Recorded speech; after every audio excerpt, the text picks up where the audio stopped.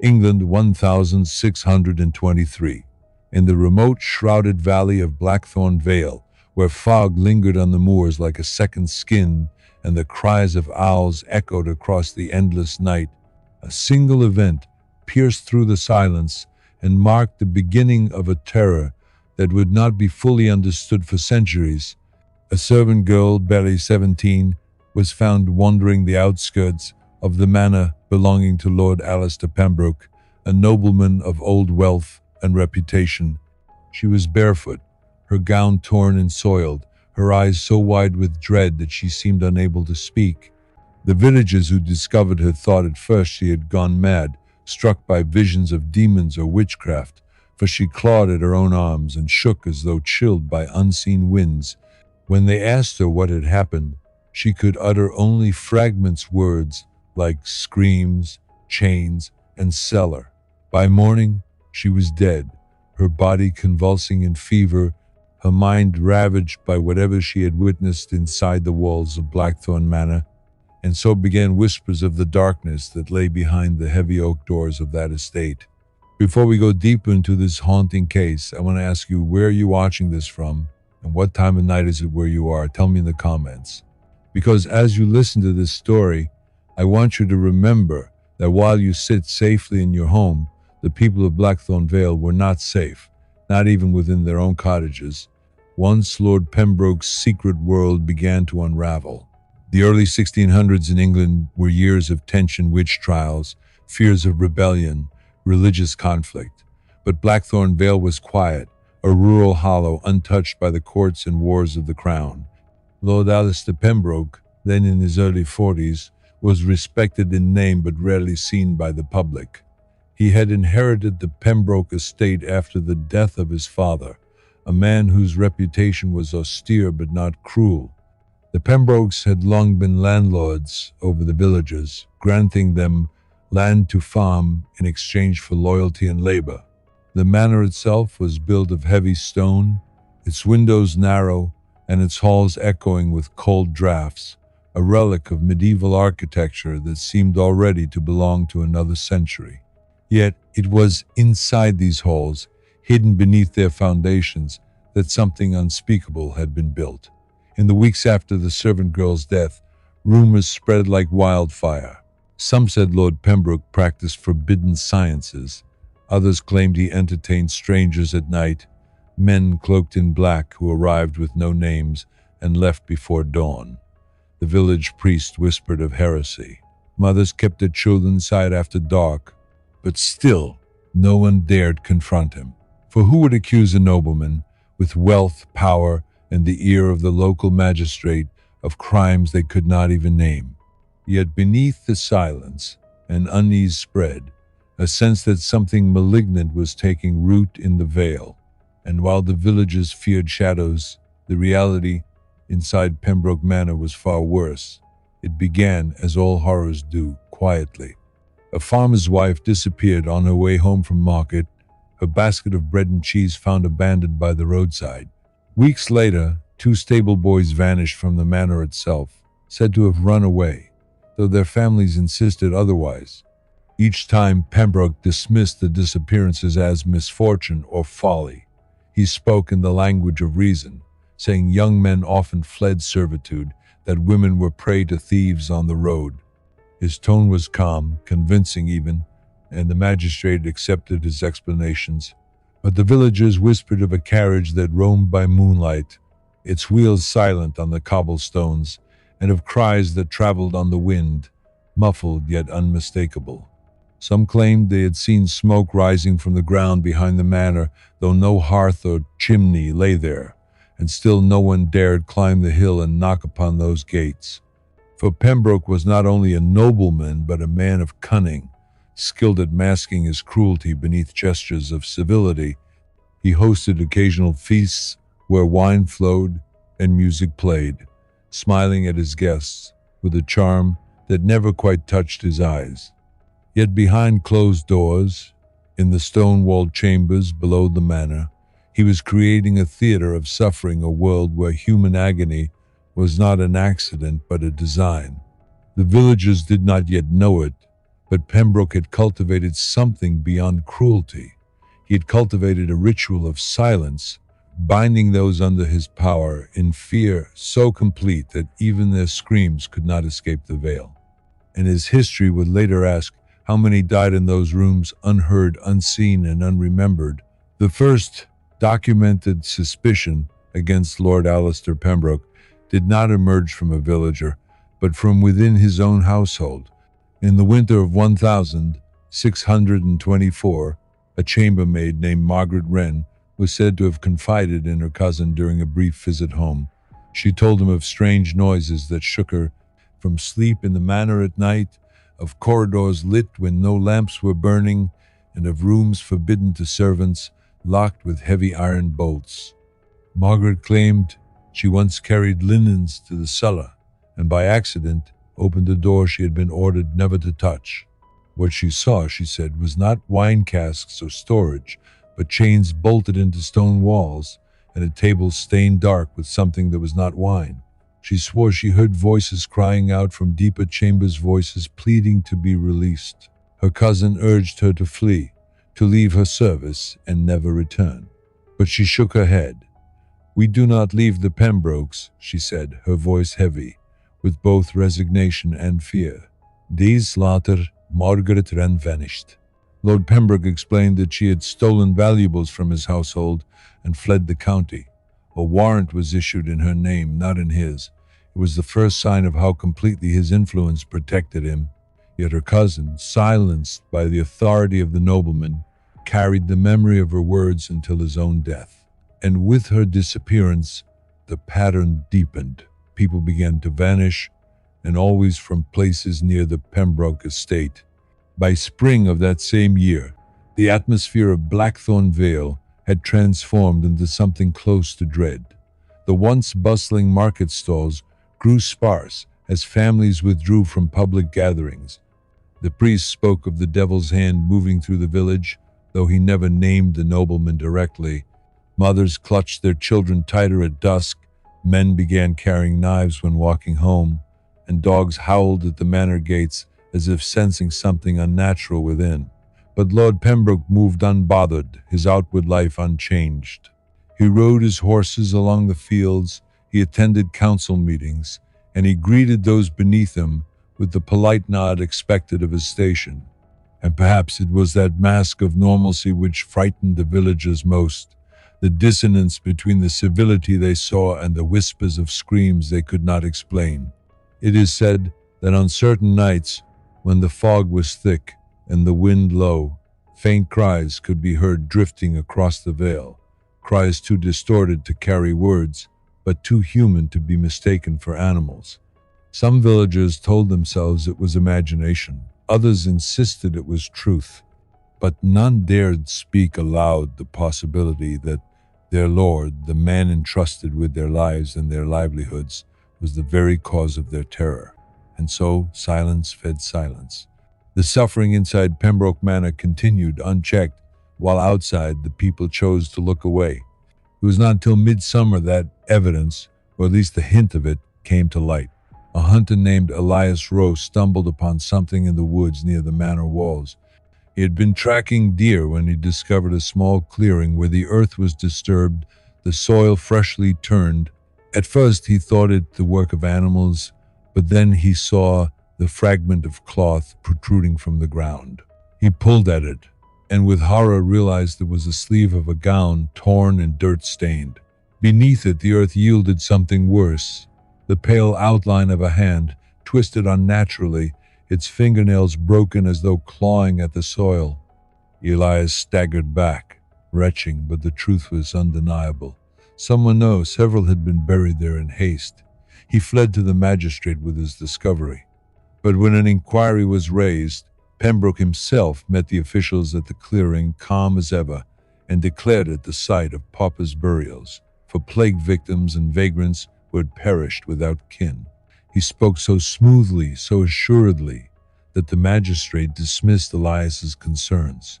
The grave remained undisturbed, the bodies untouched. The hunter was warned against spreading tales, and though he obeyed, He told his family in private that what lay there was no pauper's grave. His words would echo through his descendants, carried like a curse. Meanwhile, Lord Pembroke's secret sank deeper into the soil of Blackthorn Vale, hidden by authority, fear, and the silence of those too powerless to challenge him. Yet history teaches us that silence is never permanent. The screams of Blackthorn were growing, pressing against their walls, and soon they would demand to be heard. By the autumn of 1624, the fear within Blackthorn Vale had become impossible to ignore. It was not only disappearances or whispers now, but the strange demeanor of those few who survived their service within the Pembroke household. A scullery boy named Thomas, no older than 12, was dismissed from the manor suddenly. His parents rejoiced at first, believing their son had been spared from the grueling work that consumed so many young lives. But the boy returned different. He spoke little, stared at the ground, and flinched whenever footsteps approached. When his mother pressed him for answers, he wept uncontrollably and muttered phrases that made no sense. The hooks on the wall, the bell in the dark, don't let him hear me breathe. He would never explain further. In less than a month, Thomas fell into a fever from which he never recovered. On his deathbed, he whispered to his mother a final plea. Don't let them take me back to the cellar. His words confirmed what many had feared but dared not name, that the darkness inside Pembroke Manor was no rumor but reality. Yet still, no inquiry was made. For who, after all, would accuse a nobleman without condemning themselves? Meanwhile, Lord Alistair Pembroke's life beyond his manor remained disturbingly ordinary. He sat in the magistrates' hall, casting votes on matters of trade and land rights. He sponsored the village harvest festival that year, offering barrels of cider and roasted meats, smiling as musicians played in the square. And yet, behind his eyes, witnesses later claimed, there lingered a stillness, as though he were a man who observed others not as neighbors or equals, but as pieces of a game only he understood. His servants, those who remained, grew thinner and paler. Villagers remarked that none of them seemed to age beyond a year or two in his service before they were either dismissed or never seen again. One maid, spotted walking into the village for supplies, bore bruises along her wrists that she hurried to cover when noticed. When asked by the shopkeeper if she was well, she replied only, "The Lord tests us all." Her words, spoken with a hollow calm, chilled the villagers far more than a scream would have. And yet again, no one acted. The silence held, the fear deepened. The turning point came in November of that year.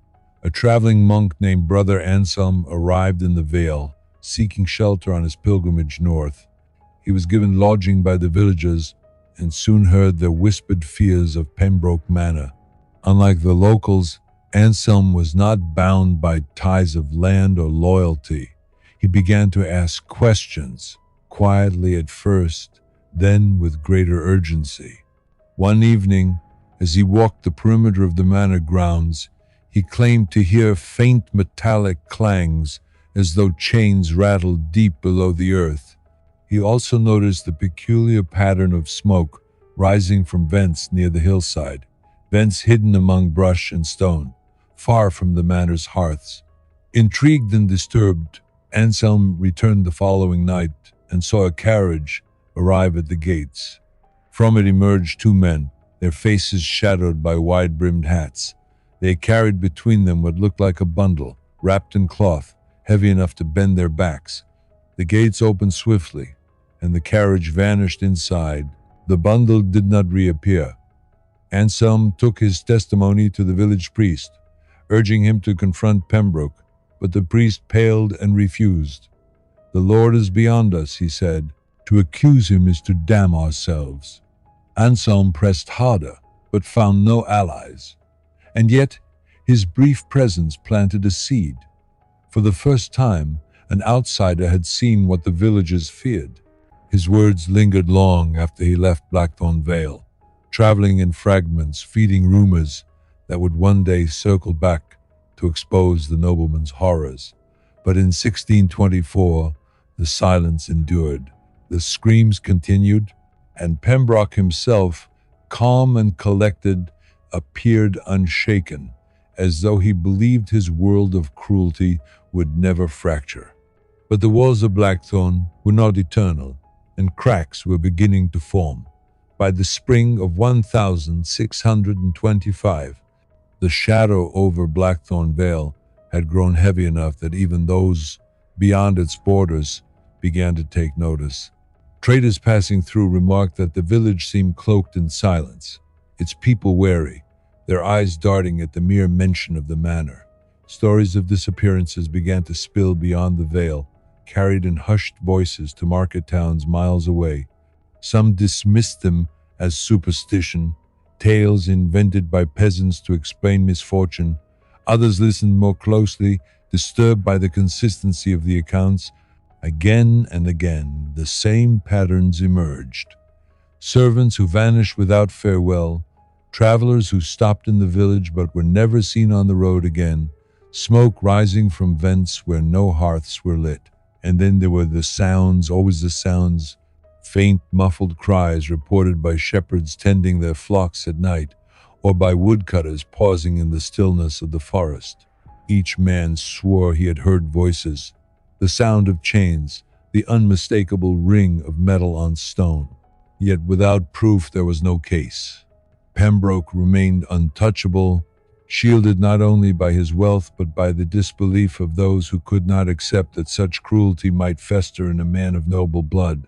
What made Pembroke's cruelty so insidious was his ability to weave it seamlessly into his public role. He donated to the church, funding repairs for the chapel roof. He gave alms to the poor during feast days, ensuring that the villagers could not openly condemn him without contradicting their own reliance on his generosity. To the magistrates, he was a man of reason, articulate and composed, his reputation bolstered by careful appearances at gatherings of county gentry. But beneath this facade, his hidden world expanded. Records discovered much later describe a network of chambers beneath Blackthorn Manor, passages carved into the bedrock itself. The scale of these constructions could not have been achieved overnight. They suggested years of planning, years of labor conducted in secret, and yet no villager remembered hearing the sound of stone being cut. No servant ever spoke of construction within the manor. How, then, had these chambers come to be? The question remains unanswered, and perhaps it is the greatest horror of all, that a place so vast and engineered for suffering could exist beneath their feet, hidden in silence. That same year, a sudden spike in disappearances forced the villagers into open suspicion. 3 men traveling through the Vale merchants from Gloucester stayed at the local inn. They were last seen walking up toward the manor, claiming they had been invited by Lord Pembroke to discuss trade agreements. None of them returned. Their horses were found tethered near the road, saddles still strapped, as though abandoned mid-journey. When word of their vanishing reached their families, an official inquiry was demanded. This time, Pembroke could not simply dismiss the matter as runaway servants or vagrants, but when magistrates arrived to question him, they found his house immaculate. His ledgers displayed no inconsistencies. His servants, pale and tight-lipped, swore that no such men had entered the gates. Pembroke himself welcomed the magistrates with dignity, offered them wine, and provided written accounts of his whereabouts during the merchant's supposed visit. The magistrates left unconvinced, but without evidence, they could do nothing. The case was recorded as unresolved, another set of names added to the growing list of the missing. Yet in the village, people whispered that the merchant's cries had been heard for nights afterward, echoing faintly from the manor's depths, until one evening they fell silent altogether. What happened in those days remained unseen, but the air of Blackthorn Vale thickened with dread, and the knowledge that even outsiders could vanish confirmed to the villagers that the evil surrounding them was no longer contained. It was reaching outward, consuming whoever dared step too close. And still, Pembroke's face remained serene, his composure unbroken, as though the suffering of others was nothing more than a detail in a performance only he understood. The year 1626 brought with it the harshest winter the Vale had seen in decades, a season when even the river froze over and food supplies dwindled. For many, it was a time of desperation, but for Lord Alistair Pembroke, the isolation of snow seemed only to grant him more freedom. Villagers claimed the screams became more frequent during those months, carried across the frozen fields where sound traveled farther in the stillness. Shepherds swore they heard wails rising from beneath the ground itself, as though the earth was splitting open. In cottages, families sat awake at night, listening. Their fires burned low, their prayers whispered with trembling lips. Some even abandoned their homes altogether, fleeing the Vale to escape what they believed was a curse. Yet still, no action was taken against the nobleman. His wealth insulated him, his charm disarmed any accusation, and his victims trapped within stone chambers remained silenced by chains and fear. This was the season when Pembroke's cruelty escalated from secrecy to spectacle, though none would realize it until much later. For within the depths of his manor, he began leaving marks, deliberate signs carved into the walls of his chambers, symbols no villager could decipher when they were finally uncovered, but symbols that suggested ritual, obsession, and perhaps even a belief that his cruelty was not merely pleasure, but purpose. Among those who vanished that winter was Catherine Hale, a widowed mother of two known for her kindness and resilience. She had walked to the manor one afternoon to deliver a debt of grain owed to the Pembroke estate. She never returned. Her children, left waiting in their small cottage, were discovered days later nearly starved, their mother's fate unspoken but grimly understood. The villagers whispered that Catherine's cries were the loudest yet, carrying for nearly a week before they ended. Her disappearance left a scar in the community, for she was well loved, and her children became wards of the church. But once again, Pembroke's explanation was accepted. Catherine had taken her debt payment and abandoned her children, a claim so absurd that it stung, yet none dared challenge it. The magistrates, weary of accusations with no evidence, recorded the case as another unfortunate disappearance. And so Catherine's name joined the silent ledger of the lost, a ledger written not in ink, but in echoes across the Vale. It was during this time that a glimmer of defiance began to stir. Elias Rowe, the hunter who had once found the disturbed grave in the woods, returned to the site when the ground softened after thaw. He found that the soil had been further disturbed, as though bodies had been added to the pit. This time, he confided his discovery to two trusted men, fellow hunters, who agreed to help him dig deeper. What they uncovered horrified them. Bones, dozens of them, some gnawed as though by rats, others bearing marks that no animal could have made, clean cuts, deliberate fractures. Among the remains, they found the rosary, its beads still intact, the cross worn smooth by the touch of its owner. The hunters buried the pit again, but the knowledge consumed them. They considered going to the magistrates, but fear restrained them. Instead, they began to speak quietly to others in the village, planting seeds of suspicion that grew into a fragile network of whispered resistance. If Pembroke could not be accused directly, then perhaps they thought they could one day gather proof strong enough to shatter his protection. Yet in forming this quiet resistance, they placed themselves in peril. For Pembroke's reach was long, and his ability to sense betrayal was sharper than they realized. Before the year was out, one of the hunters vanished. His absence was explained away as a hunting accident, but Elias Rowe knew better. He recognized the warning. Pembroke knew, and Pembroke was watching. By 1627, the silence surrounding Lord Alistair Pembroke was beginning to fracture. Too many names had been added to the ledger of the missing. Too many families left with questions that could not be answered. What once lived in whispers now grew bolder, creeping into the conversations of markets and taverns beyond the Vale. Merchants refused to pass through the area after nightfall, and travelers spoke of Blackthorn Vale as a place cursed by God. Yet inside the manor, Pembroke continued his life without hesitation. He dined on silver platters, wrote letters to distant noble families, and attended local councils with an air of refinement that concealed the rot beneath. But even the most meticulous mask eventually cracks, and that year a mistake was made. A coachman in Pembroke's service, a man named Robert Field, was found wandering the woods days after he had gone missing from his post. His clothes were torn, his skin pale, and his speech broken by terror. He stumbled into a shepherd's hut, begging for water, and then collapsed. When he was revived, he spoke of chains, of screams that never ceased, and of a chamber where men and women were hung like livestock. He claimed Pembroke himself oversaw these horrors, taking notes as though their pain was a study rather than a crime. The shepherd swore to his account, but Robert was dead within 2 days, struck down, it was said, by fever, yet suspicion lingered.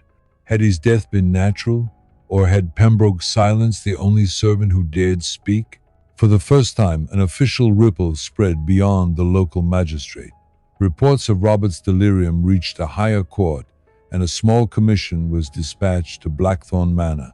They arrived with little warning, their horses cutting through the morning fog as villagers watched from their cottages, hope flickering in their eyes. But Pembroke was ready. He welcomed the commissioners into his home, offering them chambers, food, and drink.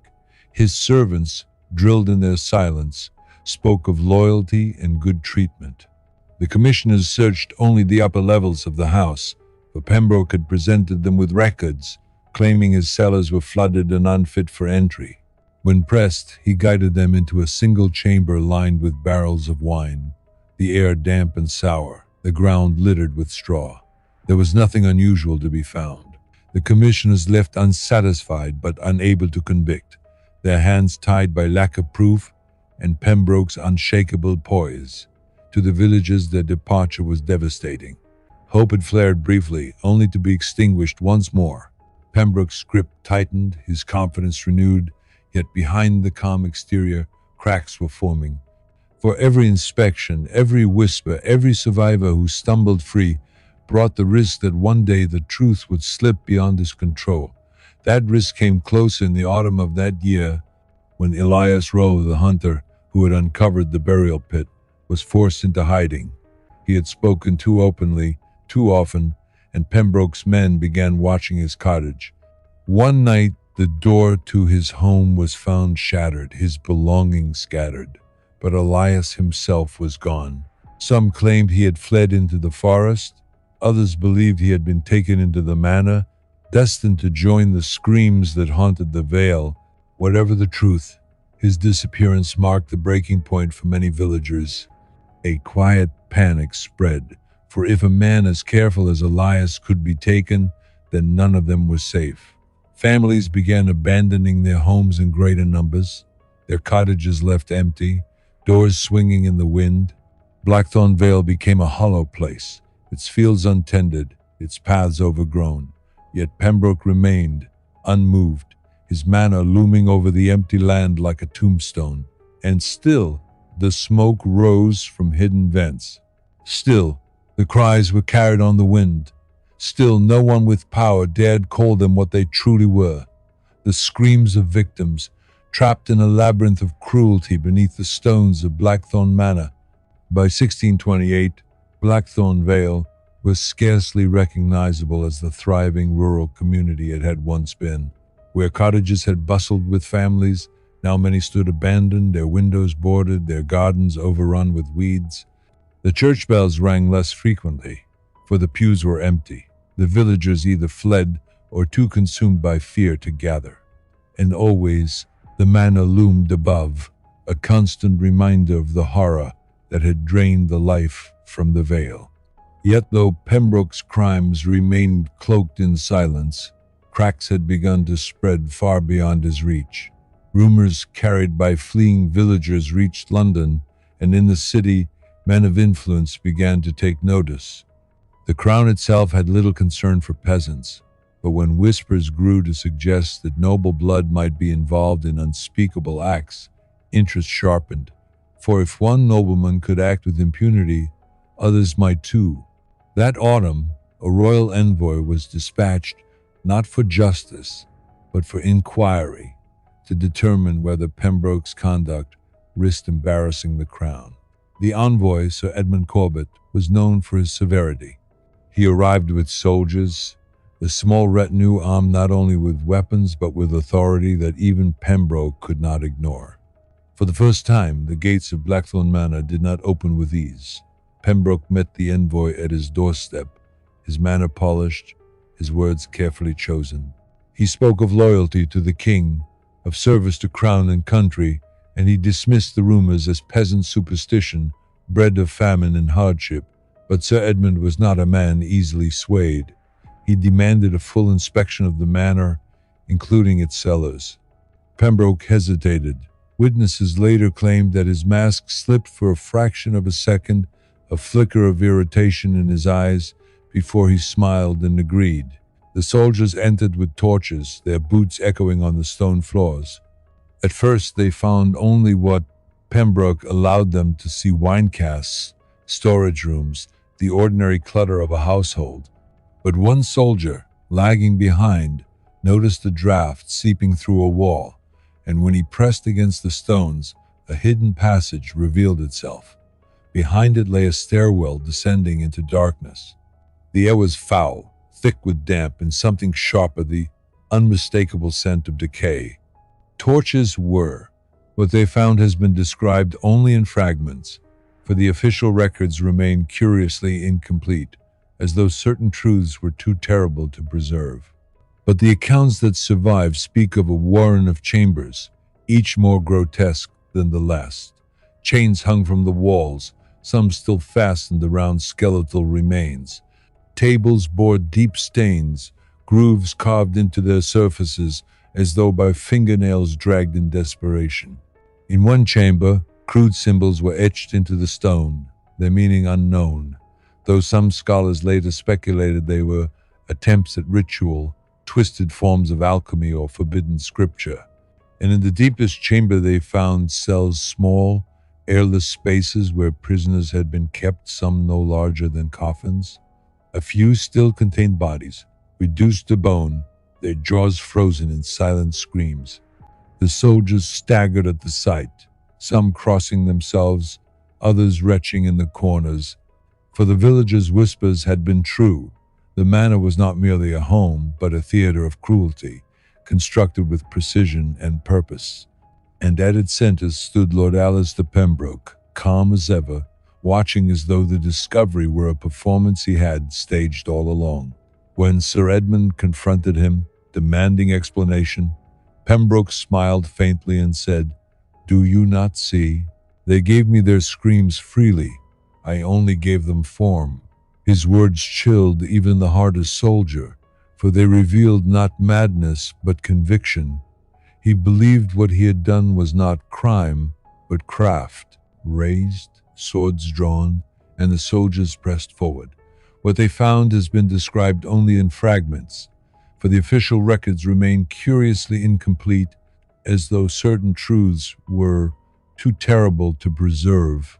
But the accounts that survive speak of a warren of chambers, each more grotesque than the last. Chains hung from the walls, some still fastened around skeletal remains. Tables bore deep stains, grooves carved into their surfaces as though by fingernails dragged in desperation. In one chamber, crude symbols were etched into the stone, their meaning unknown, though some scholars later speculated they were attempts at ritual, twisted forms of alchemy or forbidden scripture. And in the deepest chamber, they found cells, small, airless spaces where prisoners had been kept, some no larger than coffins. A few still contained bodies, reduced to bone, their jaws frozen in silent screams. The soldiers staggered at the sight, some crossing themselves, others retching in the corners. For the villagers' whispers had been true. The manor was not merely a home, but a theater of cruelty, constructed with precision and purpose. And at its center stood Lord Alistair Pembroke, calm as ever, watching as though the discovery were a performance he had staged all along. When Sir Edmund confronted him, demanding explanation, Pembroke smiled faintly and said, "Do you not see? They gave me their screams freely. I only gave them form." His words chilled even the hardest soldier, for they revealed not madness but conviction. He believed what he had done was not crime but craft. The discovery within Blackthorn Manor in 1628 should have been the moment justice prevailed, but history records a more unsettling truth. Lord Alistair Pembroke was not dragged to the gallows, nor was he imprisoned in the Tower. Instead, he was escorted to London under royal guard, questioned behind closed doors, and most disturbingly, his fate was never publicly announced. Some claimed he was executed in secrecy, his body buried in an unmarked grave to spare the nobility the scandal of his crimes. Others whispered that he was quietly confined in a distant asylum, hidden away where his name would never stain the crown. And yet there were those who believed something darker, that Pembroke's knowledge, his writings, and his chilling methods of control were deemed too valuable to destroy, and that men of power preserved them, learning from them in silence. The records after 1628 fall into contradiction. Some describe Pembroke as a broken man, stripped of title and land, who died within months of his arrest. Others hint at sightings decades later, a gaunt figure in black wandering the edges of rural estates.